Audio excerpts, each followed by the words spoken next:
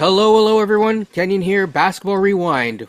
Hope you enjoyed the Gannon show and leave your feedback as you watch it. If you didn't get a chance to watch it, watch either the short or watch, the Gannon show. Like on your way in, comment on your way out, or vice versa. Let's get into it. Today is going to be a fun show. Raptors played the first week. We're going to focus on the Raptors this week. And as we go through the season, we'll focus on other teams as well. At the end of the show, I will have one question just about non-Raptors NBA stuff. So, that being said, let's get into it. Raptors played 3 games. They won 1. They won the middle one, which was against Philly.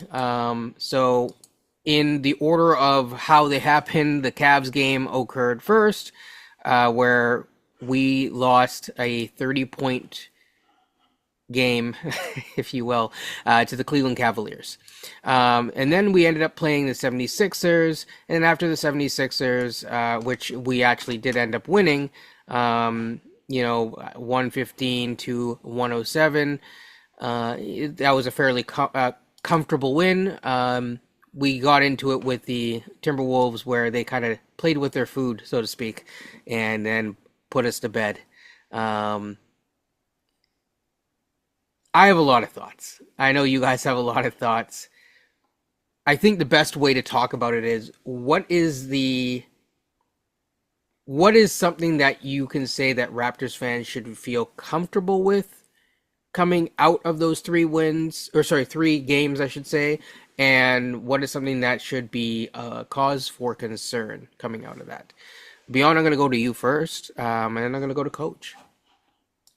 Okay, let's start with the good news. Everyone likes good news first. Things that you should feel positive about.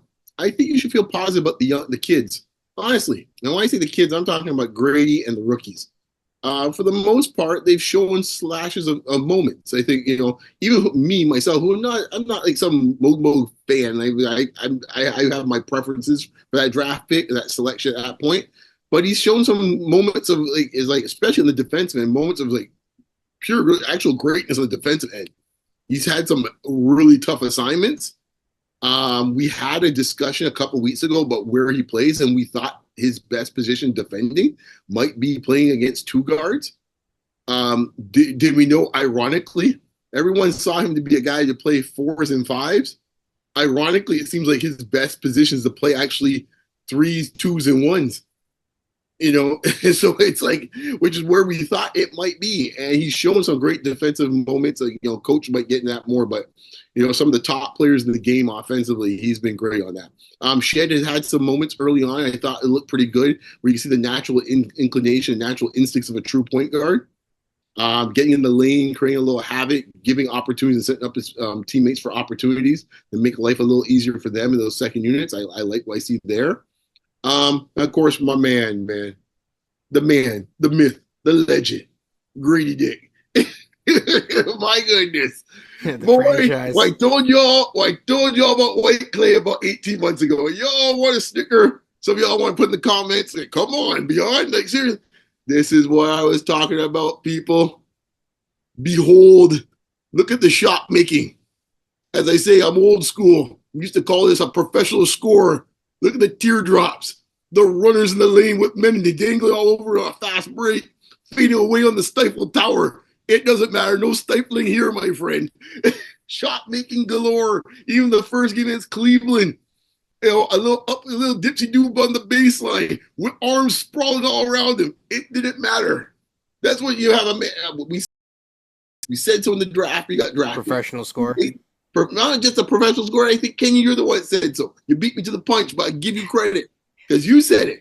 That when it comes to pure, flat-out skill, SKILL, skill, you said it.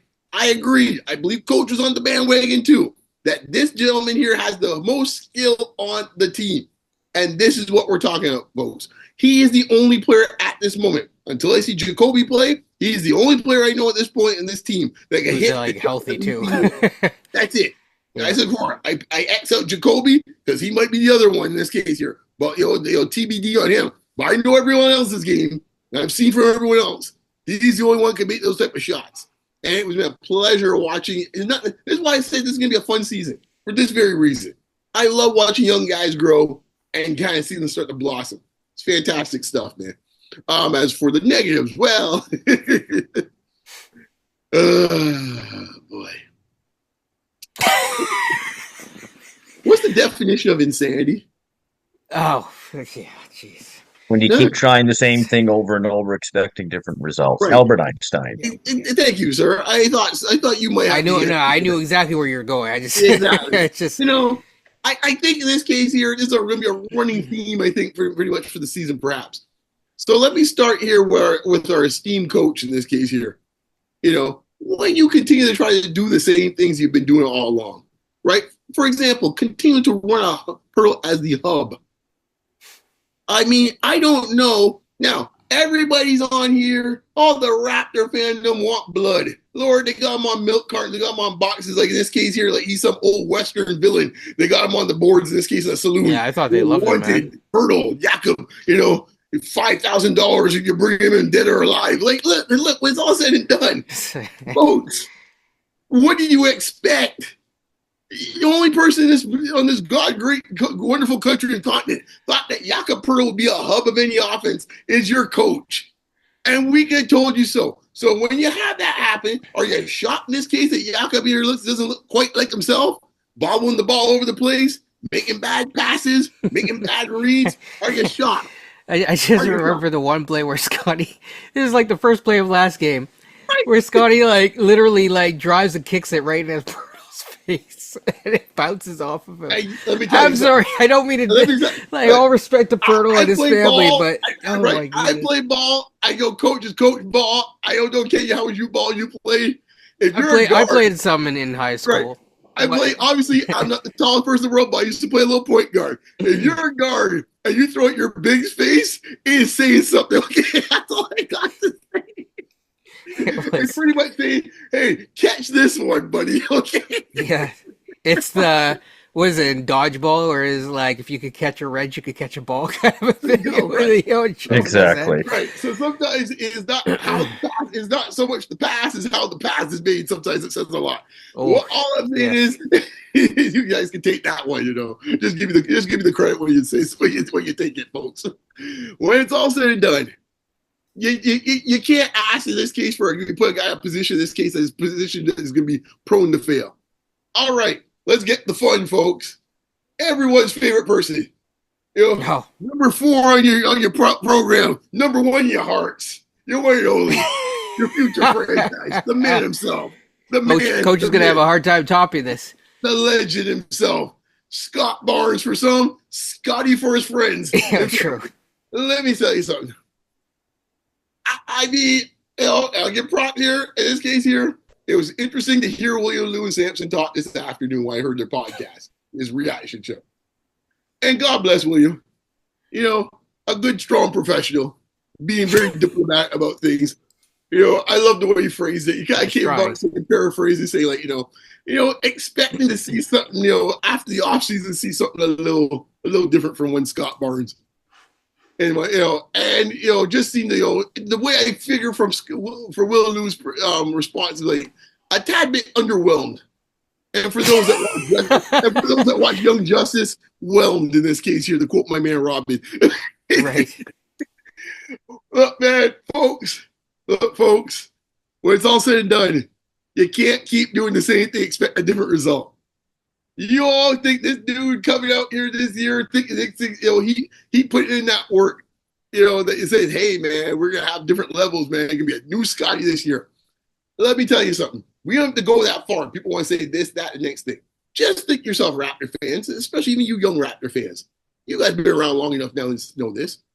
We watched a young DeMar DeRozan, picked 9th in the draft. All he was a streaking athlete down the sideline and do some dunks. That was pretty much what the resume about. We watched young DeMar come up in this case here. He started off in this case here, with a little bit of a jump shot in the mid-range. He extended that a little bit more the next year. Next thing you know, he started working on the handle. We saw the videos, him around the pylons and everything else. Remember those, folks? Remember those days? 2013, 2014, 2015? Yeah, he was like brushing his teeth and everything. Doing the things back with his legs. Yeah. All of a sudden, before you know it, we're sitting there watching games and DeMar splitting double teams like he's Dwayne Wade. Good Lord, what's going on here? Next year, he said, you know what? I'm going to get the post. I'm gonna start working like I'm doing some Kobe moves, get the footwork going. Pivot move, fade away. Like, oh, okay, damn. All of a sudden, my man started setting up by time before he even left. He got traded to San Antonio. All of a sudden, my man here started to set up other teammates. It's like, oh, all of a sudden, he's a playmaker. He can find dudes now at double teams. Well. And that's all in about 5-year span, folks. The reason why I'm saying so, I'm trying to give you a sense of how much stuff from someone that was in the same organization, ain't some random person. I ain't picking the next coming. I ain't picking LeBron or nothing like that for anyone to use that as excuse. I'm picking someone in this case that came with just raw material and turned himself into a player that's going to be a Hall of Famer one day. That's what I'm talking about. That's a 5-year span. All right? I could pick a bunch of other guys, but I think he's a good comp in this sense. Top 10 draft pick, same franchise. At some point, we're in year 4, dude, and we're still saying essentially the same thing. Yeah. Nothing you can hold your hat onto. You know, pull up, nothing happened there in the 3. Pull up in the mid-range, can't get it off. Why can't get it off? Dribbles mediocre at best. Can't pull up in this case in the post-up, can't find the opportunities. But they'll say beyond, look what you did in Philadelphia. Fool's gold, people. Fool's gold. All right? When you had nobody over 6'8" on the team, in this case in Philadelphia, yeah, you should be pounding them to death in this case here. But the moment you got a regular old-fashioned NBA front line the next night, what happened? Right? They were saying, well, look at it. And here's another thing, too. I'm going to call out as well, too, since I'm getting warmed up. Oh, he's ready. Let me tell you something. You might have heard me mention this term before. So for you all to understand the definition, I'll say something that I might post it on Twitter. Revlon stats, folks. Anyone that's played hoops, Revlon stats. Now, for you guys that don't follow, in this case, the cosmetic industry, that's what I'm referring to. Cosmetic stats. You're not fooling me. You might fool you guys on the Spaces, on the Twitters, on the Twitches, and wherever else you listen to. You ain't fooling me. 8 points in 3 quarters, and the game's up by 22, and then you come in here a late surge, and you get 12 in the 4th, or whatever it might be, or 10. You're not fooling me. I've been around the block enough times. I got enough grade to show for it. You're not fooling me, fellas. Sorry. And then you get 20 points and 6 or 7 assists. Like, sorry. Getting a bunch of empty calories at garbage time is not telling me like, oh, geez, he's coming on strong now. Here we go. So we'll see. But right now, nothing looks any different than what I saw before. So that's all I got to say. Comments down below, folks. All right, Coach. So before we get to Coach, I'll just say really quickly. So one of the things that I heard in just to touch on the last part, a lot of people talk about fourth quarter Barnes. I heard it in the Spaces actually after the game, and that's the thing. Like I've said from time, what you need is fourth quarter Barnes every single quarter of every single game that he's playing for the amount that he's out there. Say for 80%, because I understand that there's a certain amount of energy that like it takes to play with force and whatnot. You know, I too have been an athlete at a very high level, maybe not at like the highest level, but just a tad below Olympic level. So I understand a little bit, you know, from the amount of energy and whatnot that it takes. That being said, obviously I'm not an NBA player. However, I think at the same time, we have seen guys with that level of energy and effort and fortitude time and time again through this franchise, and it's almost like people forget what it looks like, even though, you know, you had it not that long ago, whether it's, you know, recent or, as you were saying, DeMar and Kyle, right? So at some level, you need to see that consistency. It's much more than that, and I'll get into it in my take, but I do think that there is Thad Young outlined it really perfectly, is that how he prepares for games for his minutes on the Raptors is different than how Scotty and Pascal and, you know, on down have to prepare for their each and different individual workloads. And yeah, I just think that there's a lot of preparation, whether it be from the coaching staff or otherwise, that is not being done currently. Coach, I don't want to speak over your time, so go for it. So I thought Beyond was right with what's been going right so far. Gradey Dick is looking like the best shot creator on the team right now, and there's not much of a debate about it. He's shooting threes, stationary threes. He's having movement threes. We're seeing the two dribble pull up at the elbow. He's going up against Evan Mobley with these ridiculous layups that he's putting in. He's attacking the rim. I saw him attack Gobert last night. It's not easy to attack a guy who's 4-time Defensive Player of the Year right at the rim. So Gradey Dick right now has been a tremendous, tremendous positive for this team. I know he's second in scoring, averaging 16.5 points per game. And he's putting up a lot of shots because he has to. And I'll get more to that with what I mean by that. The rookies, as Beyond had said earlier, Mobo and Shed, like Beyond said, I think all three of us could agree. Mobo was not our first choice at pick 31. We had someone else in mind who actually would have been a better fit next to Scotty, we were thinking at the time. But to this young man's credit, his defense, it's NBA level defense. There's no question. When you're guarding Anthony Edwards, the best two guard in the world, and you make him shoot an air ball, that's really good. You don't see that from a second round pick in their third game. So Mobo, Jamal Shed, I know he's been doing fairly well. He's just got he's mentally tough. In the coaching world, I know because I've been with so many coaches and they've said, you know what? I love a mentally tough player. We all do. Jamal Shed is one of those guys you just want on your team. He has to work a lot on his shooting. That's going to be his next big thing. But everything else that he's bringing is just fine. I'm going to give someone else a shout out too that might not get it normally. Ochai Abaji. I actually think the young man's playing fairly well ever since he's been inserted to the starting lineup. 11.5 points, 5.5 rebounds, shooting 50% from three, and he's got almost 2 steals per game. I don't know if you can ask for much better play from Ochai Abaji.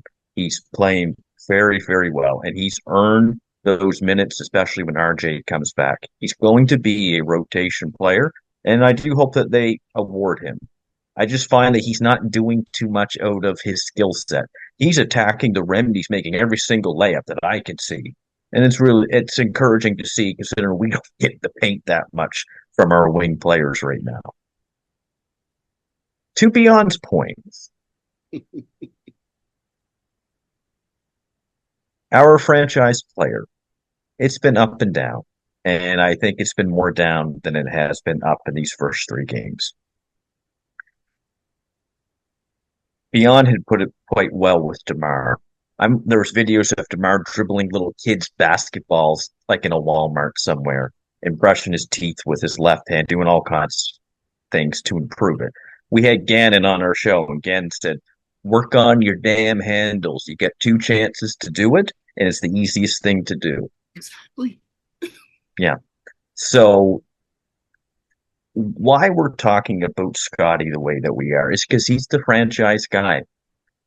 Be wary when we're not talking about him as much. So what I've seen from Scotty so far mainly has been a mixed bag. My biggest concern so far is when he's with the bench and he's deferring to many of these 905 players.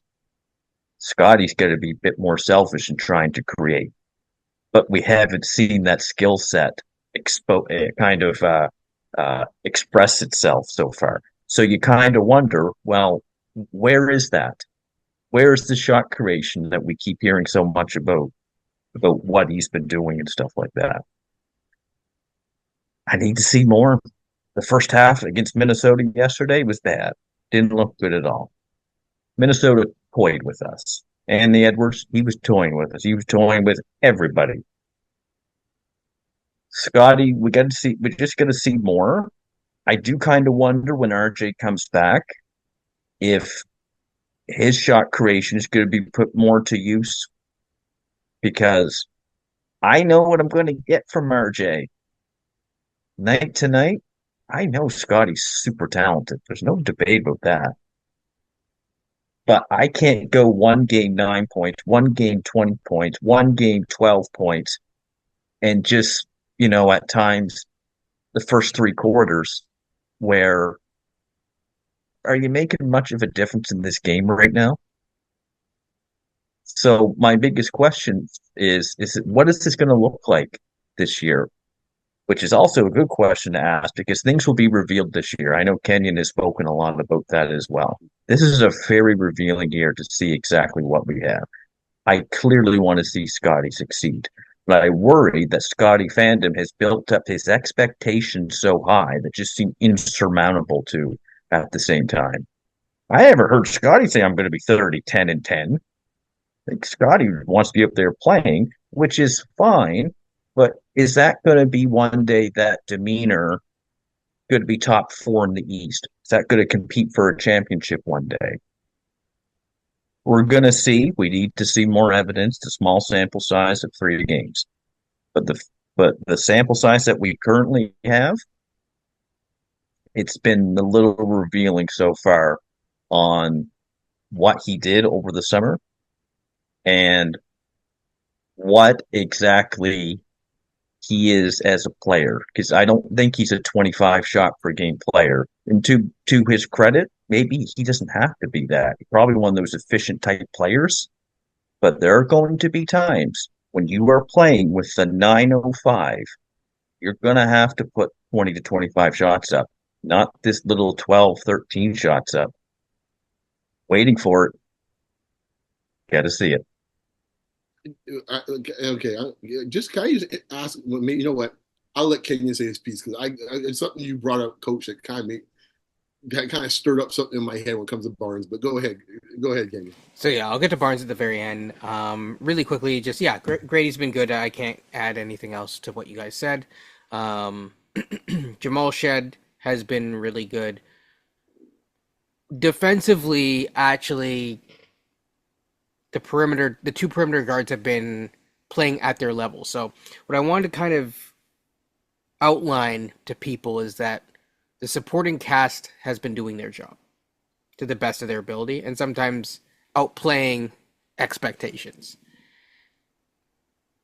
While injuries are at play, if Scotty Barnes today, not 3 years from now, not 5 years, not 3, 4, 5, right?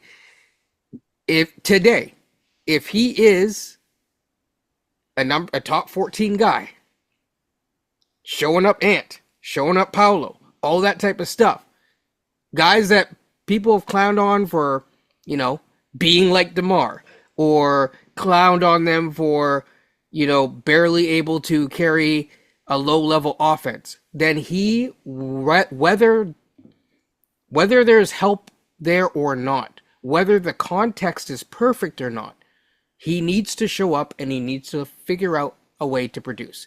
We are seeing that in real time. He is trying to learn how to produce, but it's hard to go back to the drawing board in the middle of the season and revamp things, and that's the challenge. I spoke with someone not that long ago, and they were saying, oh, well, I think he can go from this to like an all-NBA player by the end of the season. And I was like, I'm not saying that he can't ever be an all-NBA player. I'm saying that within a season, I'm just seeing some concerns. And that doesn't take anything away from what he's doing. I'm just saying, and I said it before, for him, I would like to see him establish himself as, instead of being a borderline all-star, because he was one last year, based on having injury picks, that he needs to become a true all-star, right? Regardless of being picked as such. That is what it takes. And frankly, yes, if people are going to treat other people the same way, then we should be treating everyone the same. No special treatment right now. So what do I mean by that? If you are going to say that X, Y, and Z player, even though their money hasn't come in yet, that the franchise gave them the extension ahead of time and is thus instilling all of the faith in them, then you have to treat that person like they are the guy. And that is what we're going to do on this show. I think that's just what's fair and it's what's right. With that said, I think you look at the different games. We talked a bit about Minnesota. Philly, you could see there's stuff there, but then you have to remember the context that, hey, Philly had Andre Drummond, and Andre Drummond is a notoriously bad rim protector. They don't really have anyone on the perimeter that can stop Scotty as well. So, yeah, no offense, but Maxi's not he's not known to be a good defender either. So you need to see it against tough competition. And that's fine. Everyone will say, like, oh, Minnesota just came from this. Okay, I agree. But I wasn't the one that was saying, like, this is what I've been trying to say. This is what we've been trying to say, is that we aren't on that level. Stop comparing us to that level. Because we're not there yet. I hear what Coach is saying about RJ Barrett. I largely agreed. I could see that happening. But honestly, it should be the Scotty show. Scotty should be taking more shots. Scotty should be taking, like, I don't care about the stupid 0.5 system. Straight up. I really don't care. Like, we need to force feed this dude into becoming something, whether he likes it or not. And if he ain't up to the task, then he ain't up to the task. And we'll see by the end of the season. I'll tell you that. We'll probably see it before the end of the season. Over the first 20 games. Speaks a lot. Because that spells your whole season, to be honest. So, I mean, at some... And that's why I say, like, I'd rather see... I think we said it right before we got on here, but I want to see that and Gradey more than I want to see IQ and RJ. I know what RJ is going to give me. I want to see Scotty be put in the most difficult situations and force-fed the ball, because right now he doesn't even know how to set himself up to open himself up to have a good post-entry pass given to him, let alone the fact that, like, the post-entry pass is a dead art in this NBA by everyone, apparently, but except for, like, a few. But he, like, Darko needs to say, okay, this is... Like, I've seen him in the first 3 games do bad jobs of, like, setting picks for people. Instead, he's kind of sauntering off. He kind of pseudo makes a pick, doesn't really make contact, okay? And then asks for the ball. Why? Maybe that's his comfort zone. Maybe it's not. I don't know, but that's what he's doing. And he should be used in screen and roll action again and again and again. Right now, based on what we have, again, don't care about the system. Your best 2 players, Gradey, Scotty. Run actions with them. I don't want to see run actions with Ochai. No offense. I don't want to see Precious Achua. I want to see Gradey and Scotty pick and pop, pick and roll. Just do it to death until they get it right. Like, I remember Sam Mitchell, stories of Sam Mitchell where he would, this is from Jalen Rose, and he was basically saying, like, he would punish them if they weren't playing right. He would keep them out there. We have a coach doing the opposite. They do well, he takes them out. It doesn't make any sense. You have people, the staunchest Darko defenders, saying, wait a minute, Gradey was on a hot one. Why did he take him out? I'm like, I don't know, but I've been saying this for a year. Like, I've been trying to tell y'all. So at some point, like, did Coach have something almost made Coach explode one day last year? Scotty was on fire in the first quarter. Yes. Yeah, it was last year against the Spurs. He was 6 for 6. Darko took him out in the first 4 minutes. I think it was the first Spurs game. Yeah, the first one. Yeah. And you're just like, what the hell are you doing? Like, at some level, you can't appease everyone. Not everyone's going to get minutes. And also, in a game where, like, some dude's cooking, let him cook. Right? Let the man cook. Right? I'm making the case. I agree with whoever. Insert X person who is the biggest Scotty Barnes fan in your life. Scotty Barnes should have the ball. I'm not saying all the time, but I'm saying a lot more than he is. Why are we doing a hierarchy? We need, like, if this... The only way that... Right now, Scotty Barnes is the type of player where everyone says, well, if IQ was there, and, as Samson pointed out, I love Samson, shout out to Samson and Will Liu as well, well, IQ's not there, so you have to have the double drag screen, in this particular manner, and blah. Okay, so basically what you're telling me is that he needs perfect context to perform. A superstar should not. So to make him a superstar, let's not just try to give him perfect context. He needs to learn. even high-level second options don't. Yes, correct. Right? Correct. Because even if he's going to be a second option, the first option might have a time when he's out, and you're going to have to carry the team, right? So that's what these are the trial by combat, trial by fire, or whatever you want to call it. This is what needs to happen, and it's not always going to look pretty, and that's okay. I see him on the fly because he has terrible post moves, terrible footwork. And I'm sorry, coach, I'm going on too long. Sorry, Beyond, I'm going too long. But and like he doesn't know where to go and stuff like that. He's like the ball's up by his damn chest, like always. And like, okay, cool, whatever, right? Like I'm fine with it because we're in a rebuild. This is what it's about. But like, people temper your expectations, and frankly, like that. Why are people suggesting he goes into post more? Because it's a lot easier for him to figure those things out. Like you see him like triple pump fake, or one of the ones where like he's had a couple travels that are just bad footwork coming in, trying to get into Euro steps, and like these are things that are like basic fundamentals. For people who are freaking out, calm down. I'm not saying that the dude's like a wash or anything like that. What I'm saying is he needs time to get there. And, at this point, it should have been clear cut in this conversation what we're all saying. Right? I'm talking about what he is today. Not 5 years, not 1, 2, 3, 4, right? Today. And today is not good enough. And he needs to get good enough. So I'm talking about constructively how to get him good. Beyond. Well, this is kind of tied to what you just said and what Coach mentioned just now. It's two parts. Let me start with the Scotty part and what frustrates you most about this. We just talked about Gradey, and you can literally see it coming off the screen, the work he's put in from year 1 to year 2, popping off the screen. His shot making, his ability to get space so he can get his shot off. Even defensively, he's had some rough moments, but he's moving his feet better in this case than he was any time last year. He was a hot mess last year. He's getting to almost mediocre at some times, where he's not a complete liability on defense. He's putting the work in.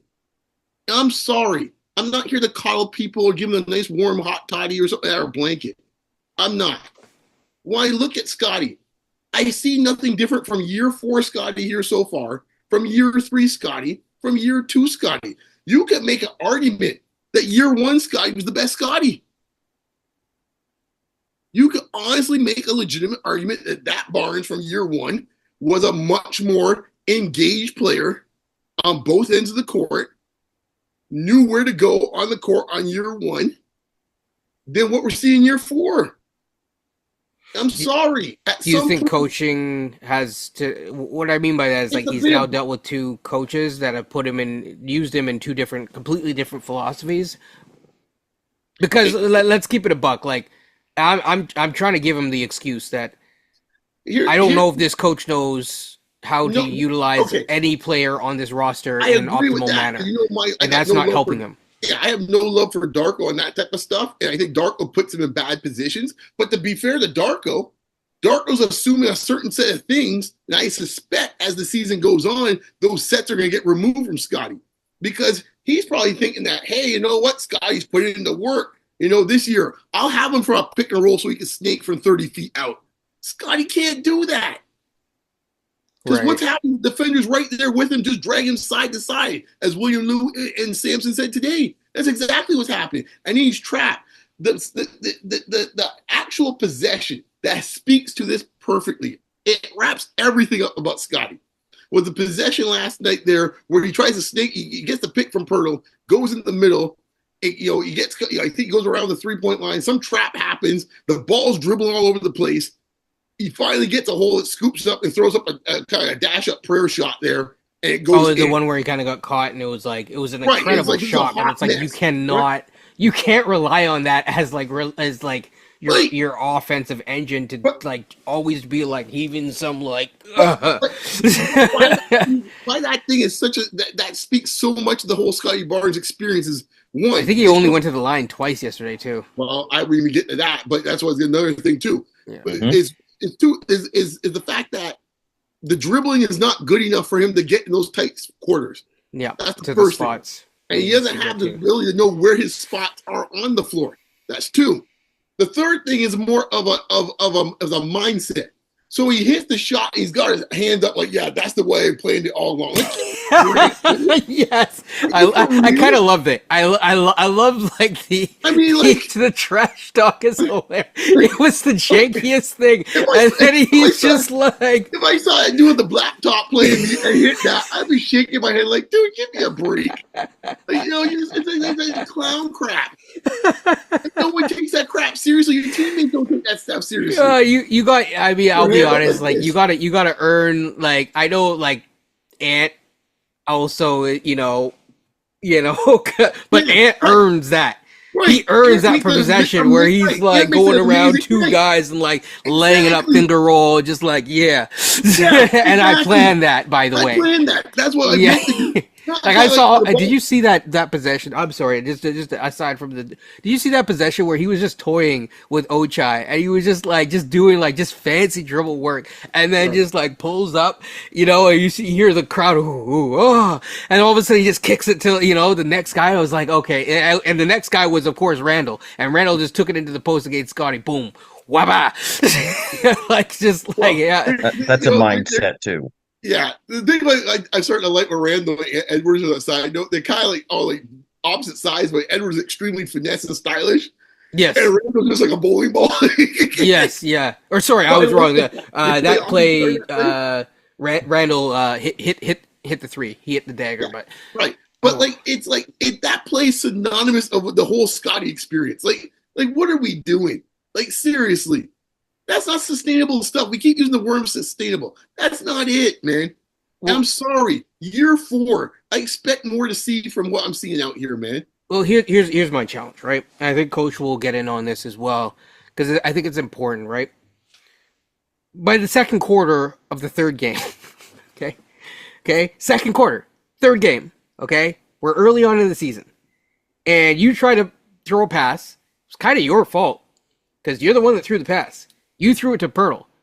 It was a bad pass. I'm not talking the one that bounced off his face. And then you have the audacity to like look at Pirtle and just like, right? Give him attitude, and Pearl's like, dude, what the heck? And like the ball's going the other way, and you're still arguing, and Jamal Shed is racing back, and he's the only one giving any sort of resistance. Like, we don't have time for that. You, sorry, it's just.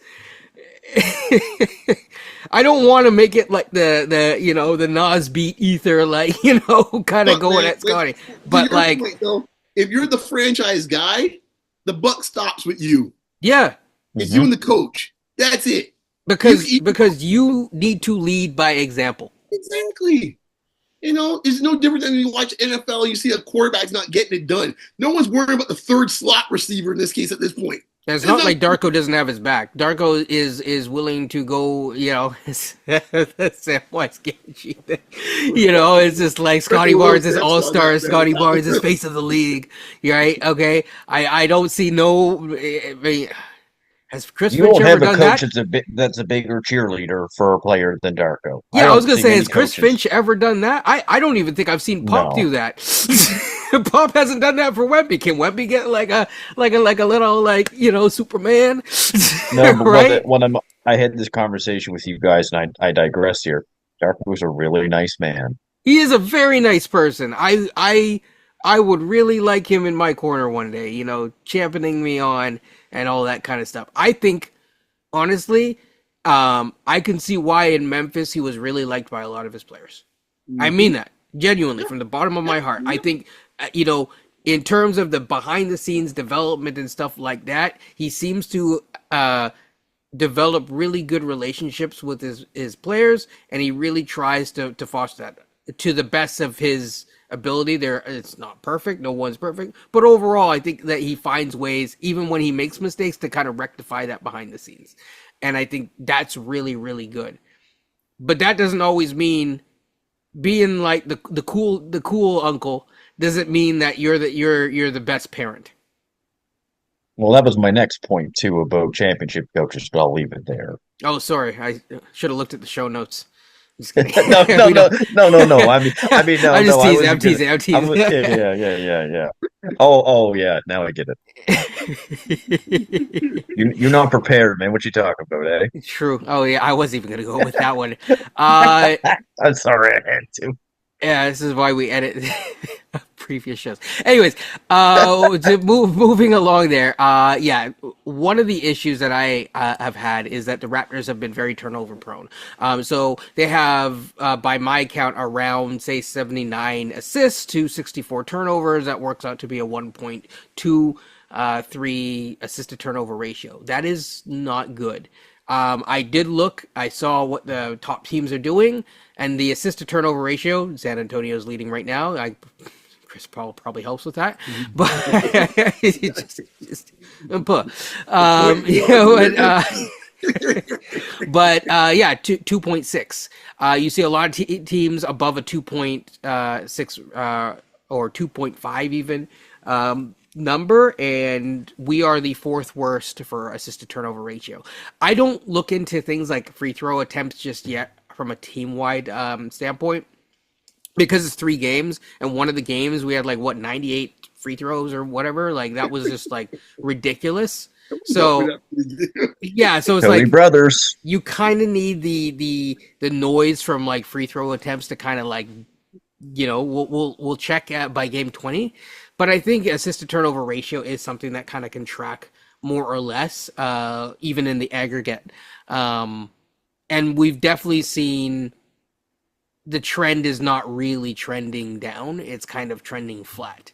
So there are a lot of games that we essentially have the same amount of assists as turnovers, and that is not good.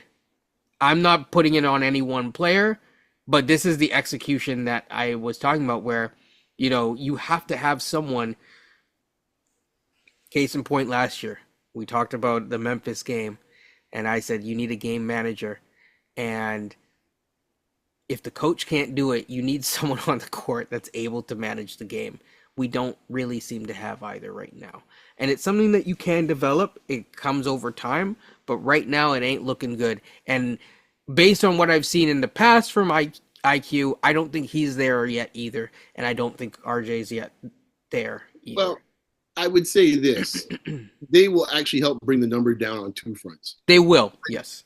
IQ is going to definitely manage the ball better than anybody we got right now on the court, quite honestly. Yes, so but the pacing of the game, I guess I'm talking about 2 things in one. If you tell me in this case from a pure execution standpoint, I want Davion Mitchell out there running things in this case here for high screen and roll or IQ, I'll take my chance with IQ. So that's my first point. The second point is, look, God bless my man here from Brampton in this case here from the West End. Back there it's bopping for West Hill.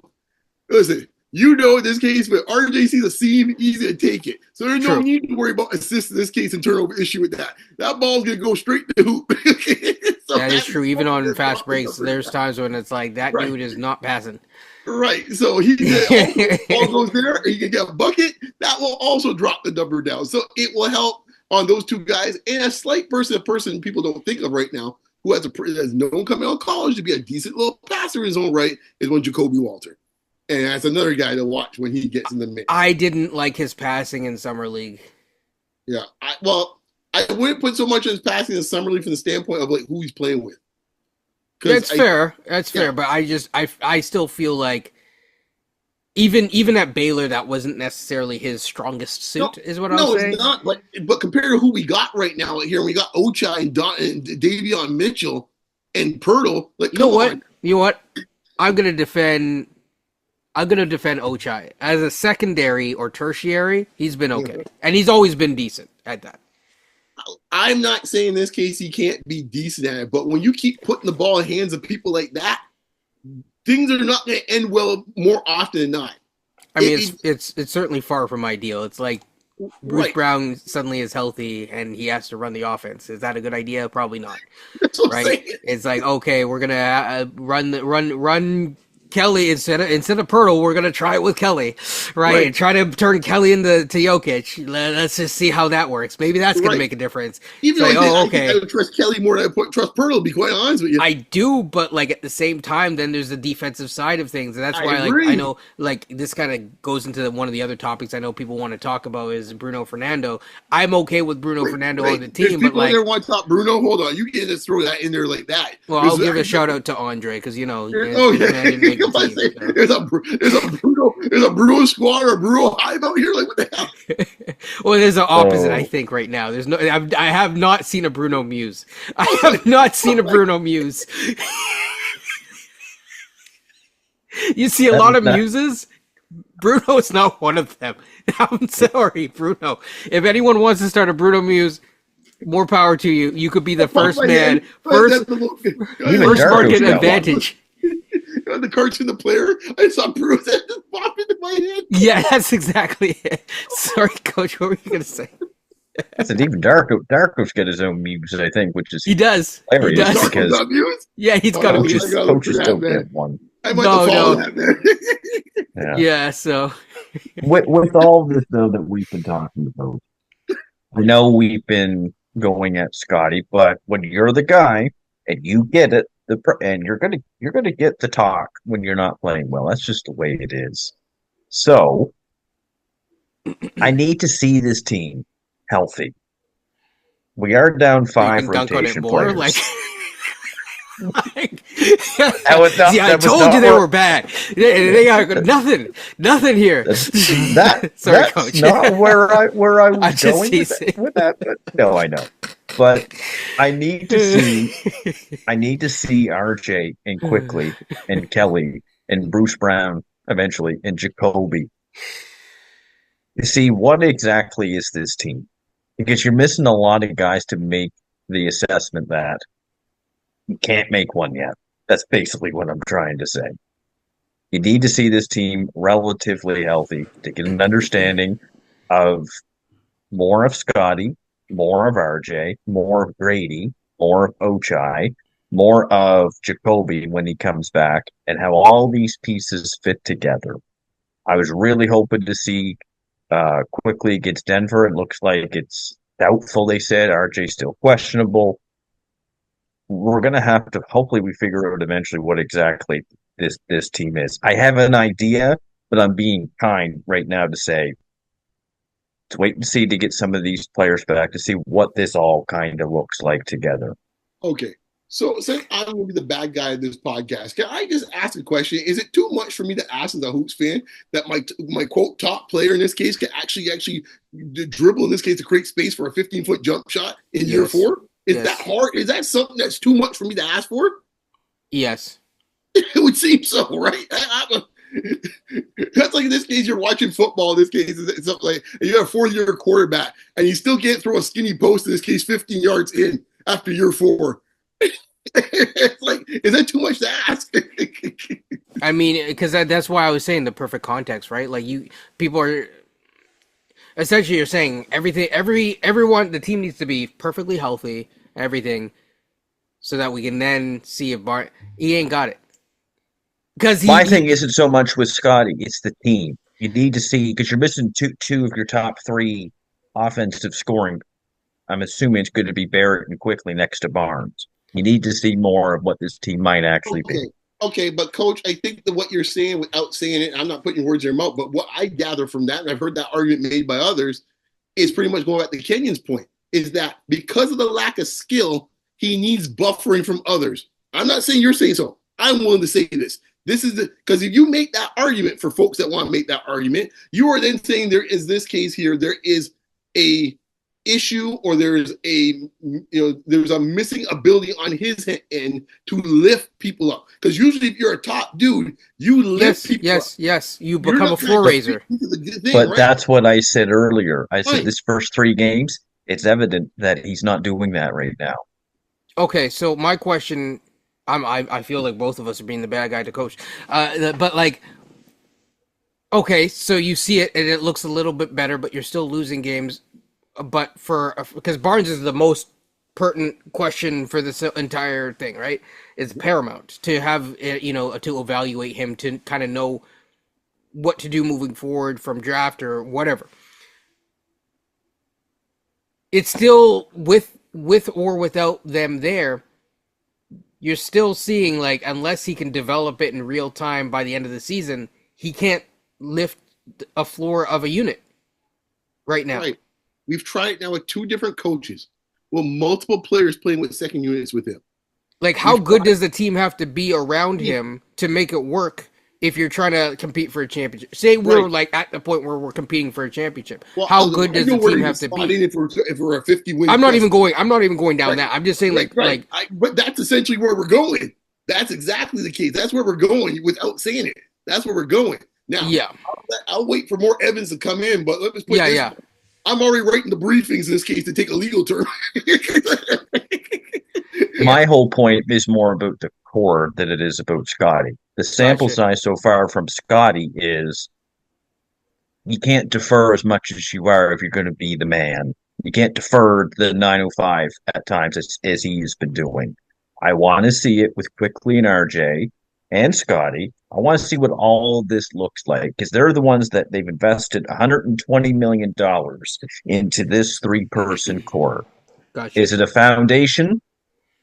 It's not one of the better foundations in the league, but sure, we'll call it a foundation. But you're going to have to find out what exactly this is at some point. That's my whole point. I want to see all the pieces together. And it's not to say, Scotty needs all these pieces. Eventually Scott's going to do something without those pieces. And so far, he hasn't done much with those pieces that haven't been inserted into the lineup. I want to see the whole paint the puzzle for me. Nothing to do so much with Scotty. I want to see what RJ looks like. I want to see what Quickly looks like.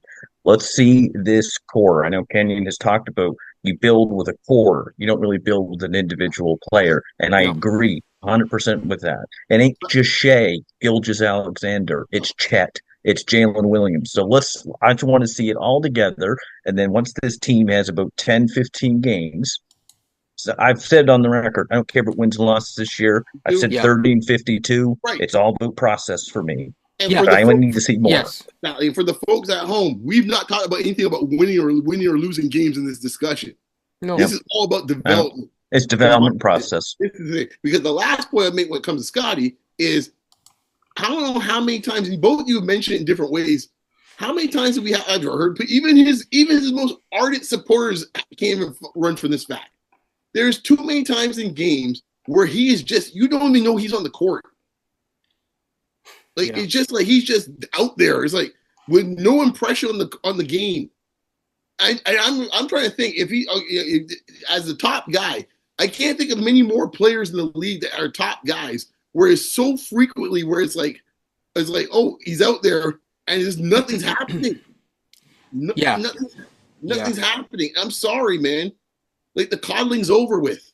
Yeah, you got to leave an impression on the game at that level.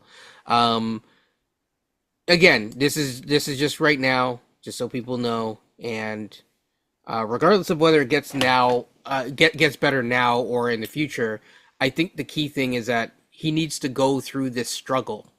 I'm okay with the struggle, but he needs to go through the struggle to make him better. It will either break him, and from that breaking will become either a phoenix or nothing. I just want to say one more thing. Kenyon and I have had some people talk to us about Scotty's could be 30, 10, and 10. That's ridiculous for one. Yeah, no, that's just ridiculous numbers. Or 28, 10, or and comparing him to like 8. Michelangelo, the painter, and comparing this guy ain't LeBron. He's not Jordan. I went into this season having him average 22, 8, and 7. That's 2 more points. That's the same amount of rebounds, and that's an uptick in assists. That is what we call incremental growth. Okay, I want to say this guy is going to be the number 1 in year 4, looking like a superstar. That's unrealistic. Let's temper these expectations on him because there's going to be a lot of reveal this year with Scotty, with RJ, with Quickly, with Darko. We're going to be a bit of a reveal this year, as much as it is a rebuild. A reveal. I like it. I like it. Yeah. The other thing too is like we're not gonna go wins and losses game to game because like right now, if you look at his VORP numbers, it's a negative VORP number. So that's not really What's his number? his VORP number is negative Negative what? value over replacement. No, okay, no, I thought it was okay. Never mind. Okay. Never mind. Yes. Never mind. Just leave it. Never mind. Carry on, Governor. Pretty much. Never mind. So I'm not joking about that either. It is actually a negative warp number. Gradey's a 0, so it is what it is. Moving on along, I think. Yeah, I guess I'll just ask you, Coach, one last question. I'm not trying to grill you either. I feel like it though. I feel like I You guys are grilling me. but so part of it is that you're hoping to see. Are you more interested to see what Quickly can be or what RJ is? Because to me, I know what RJ is in a sense. Is it more like you want to see what Quickly can be? I want to see both, and I'm more interested in RJ. RJ's efficiencies went way up when he came to Toronto. 22, 6, and 4, 39% from three. I think he was a little over 50% from the field, and his true shooting, I think, was close to 60% or something like that, which is, I think those are really good numbers. And I'm building off from Team Canada as well. I'm not saying he'll be a superstar. I Yeah. think there's a level of scoring that he has that can be complementary to this team that is going to be needed. So in the first three games, what paint creation are we getting besides Gradey Dick? We ain't get much, and I think RJ can have a little bit more of that. I'm actually curious to see what the paint touch numbers are for everyone on. Like again, it's very early on right now, but I don't know, and I think the wild card we don't know about. I'm not saying this is going to be like, he's going to be Grant Hill coming out the door or anything like that for a rookie and nothing like that. I'm not saying that, but Jacoby. We don't know. Jacoby is the X factor we don't know about, right? Like, some of the things you're describing, he could help with that, perhaps, is what I'm saying. I think he certainly will, especially getting into the paint. He's very slithery, I'll say, in terms of how he moves. But he also has something that pretty much besides RJ on this team that I can count on, that he hunts for a shot. Yes. Right, and we don't have a lot of guys. More than Gradey even. Oh, yeah. Like, Grady's learning how to hunt for a shot. Right. Yeah. This dude came from Baylor and was like essentially like the top guy on Baylor. In him. It's like you don't have to think about it. That's what he's about. Yeah. So, you want to quite teach him to be aggressive and not like that with him. He also had imperfect context. If people are going to say like the spacing's not good, the spacing isn't good when you have Yves Missy as you're just learning how to play basketball. So that also does help him because he was like in a role where he's like a top 1, 2, or 3 guy depending on the possession at Baylor. He's had a few good games already, man. Hey, man. True. Well, yeah, he has. I mean, but you know what I mean, right? Like, I'm talking about his college, and I just think that. The other thing too is, if I'm not mistaken, in high school, Jacoby was a number 1 guy in high school. So there's something there. I'm interested to seeing it. I'm curious because you hear more about RJ ramping up than him, but the injury is the same. Reportedly, they haven't given the grade of the sprain, and so I'm kind of curious to see when, like, what is the next reporting on him. Because last I heard is he's starting to be able to engage in like contact drills soon. Good. I just want to make a point too, what I've been trying to make, because I've been talking about before how much I want to see it. The reason that I'm talking about what I've seen so far and what more I need to see. When I was coaching college as an assistant, we lost 4 of our players to torn ACLs midway through the season. You can imagine the losses started to pile up because those are people that played a lot of minutes. So when I see 5 rotation players out and 2 of them are starters, that is going to have some impact on your offense and your defense. So that's why I need to see more from this team. I need to see RJ quickly back. I also need to see Jacoby because I really was impressed that last summer league game, and whatever Kelly's got left in the tank, quite honestly, and whatever Bruce has, I guess. I'm not talking about he's not long for this team. Everybody knows that. but particularly those four players that I admit, or I'll say four players, I'll put Olynyk in there. I need to see what they are to have a better assessment of this team. Because when you lose two starters, doesn't matter who they are, if we lost Pirtle, this team would get bad real quick. Need to see it. I'll just say real quick, for Bruno Fernando, I don't mind him on the team. I know some people take great umbrage with his presence. What I would say is it's either him or Kelly, and Kelly has a bad back right now and is not even available. So like, he's a body, okay? It's fine, and it's not like you're gonna like cut him from the team and then go get. I don't know who the heck else is there out there. Who are you gonna get? DeMarcus Cousins? Does that seem like a good idea? I don't think so. So, yeah, I think that from that standpoint, I think it's fine. Other than that, yeah, I heard Bruno had a pretty good game the other night. So I thought he was better, honestly. I thought he was better. Yeah. Yeah, he cut down on the silly turnovers and stuff like that. I just know some people have like been coming for this man's like job like from the first day. I'm just like Raptor fans, I don't know what you were expecting. I don't know. Like, Raptor like a third big in Atlanta last year, and everyone there was like, "Oh, Atlanta sucks." Well, if Atlanta sucks, you're getting their third big. Like, I don't think you're going to be expecting Kareem Abdul-Jabbar coming through the you know through the doorways. I don't know, man. Raptor fans, too many Raptor fans have a fact, and we talked about this before. Too many have a fascination with like just like barely role players. Like I don't like. Fixation almost like dude, like this ain't like this got nothing to do with for winning or losing games. Like the 5 or 6 minutes that Bruno Fernando plays. Like, come on, man. No. That is not in the grand scheme of things that it will be inconsequential. So yeah, Bruno. There you go for the Bruno Muse, man. Here we go. I'm rooting for you. See, I'm defending. Maybe I should. No, I'm not gonna. But is there anything else Raptors wise that you guys want to say? Other than that, I wanted to just talk about one game that I saw, which was one of the first OKC games. Apparently, there was one today that was really strong. But yeah, I just wanted to know if there's any games that you guys saw before I go on my OKC ramble. No, get your SGA loving done and over with. So yeah, that man is ready for the season. He came prepared. He is ready to dominate. And I think OKC went at full strength. I think there was the Denver game was the first one, and they just beat Atlanta today. I'm looking right now by like 28 or something like that, or by 20. Like 24. They're ready for the season. Like they're ready. Like they're a real team.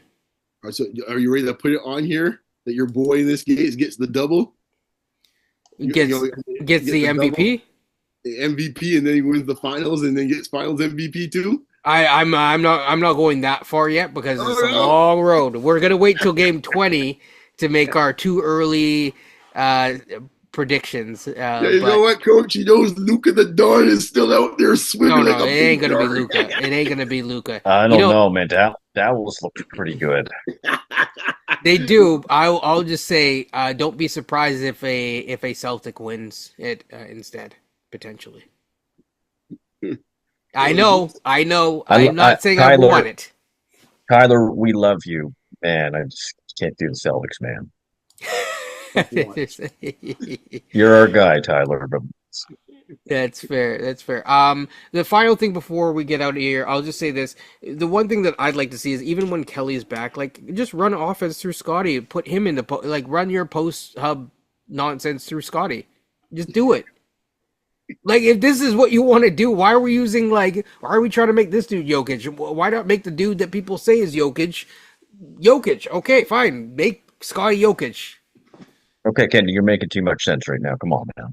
Yeah, well, we've come far. That's even making sense. But hey, so be it.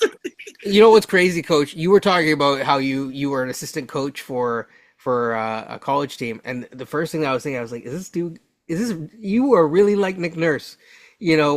coaching random places where the all these people are going out. I remember he was talking about similar story from I think London, where he Yeah. coached the London Lions or whatever it was to some sort of win. It was just anyways, off topic. I don't have anything more to add. I don't know if you guys want to add anything. Maybe no. Okay. I think we've talked the Raptors to death. And there's no other real basketball news that I particularly want This to is a cover big on week, this. I will say, coming up for them. It's a I potentially big week if you get some of these guys back. Yes, so I think we should end it off how we used to end it off, which is let's look ahead and let's guess the record. So this is what we're looking at right now. I actually downloaded the schedule. So this week we're starting Sunday and we go from Sunday to Sunday. There's no game next Sunday. They play Denver, Charlotte, LA, and Sacramento. What do you guys have them at? 1-3. 0-4. I have 0-4 as well, but I do think that they win the following week. That Sacramento, because it's a back-to-back, I think, against Sacramento. Oh no, never mind. They play Nuggets after. Never mind, folks. Yeah, I think. And then in terms of RJ, when do you? If you were to predict RJ coming back, when is he coming back for each of you? Let's see if we can get this right. At best, probably the Sacramento game, the first one. Yeah. So that's Saturday. I got Charlotte at best. Okay. Yeah. That's Wednesday. I think he's close. Yeah. I would like it to. I would like to see him on Wednesday, but if not, I think Sacramento, because then that's I could even push LA just to be a bit different, because that would be like he'll be back by around game 5, prediction, and see it come true. But yeah. I'd like to see him back against Denver. You got them on the ropes. They're 0-2. They're not playing well. They're going to be hungry. I know when they come into Toronto, but if there's any time you're going to take down Denver, press conferences lately. Okay. No, what's been going on?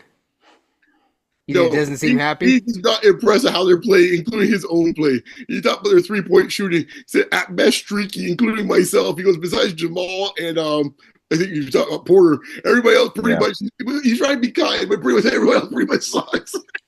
You think our bench is bad? You want to see Denver's bench right now? I think they're missing a Bruce Brown. I don't know. Yeah, I don't know how they get that though. Yeah, I think you're looking at a 35-20 game for Jokic. Yeah, maybe you don't want to do that for RJ. We had 7 threes against the Clippers, so. Well, I guess the final thing is we haven't talked about it really briefly. Your guys' thoughts on the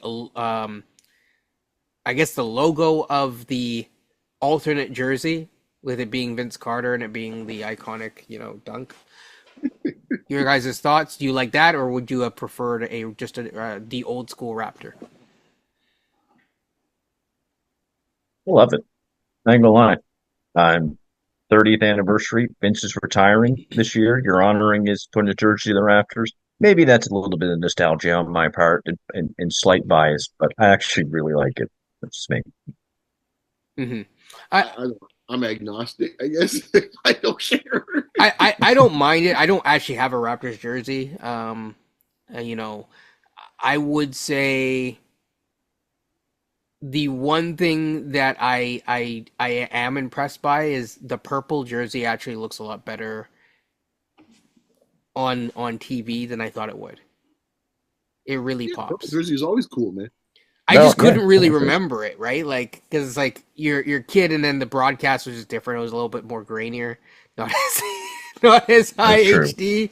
So it's like, seeing it now, and I'm like, oh, this actually like it pops, right? So yeah, that's what I would say. I know a lot of people are talking about the court and whatnot. We could talk about that another time, because of course we got to get out of here. And so yeah, like, comment, subscribe. Hope you guys liked it. We're definitely going to have some guests as per usual coming up. We have nothing really planned as of today, but we might. So stay tuned and locked in. Hit the bell notification to get all of the best episodes of Basketball Rewind. Take care and peace.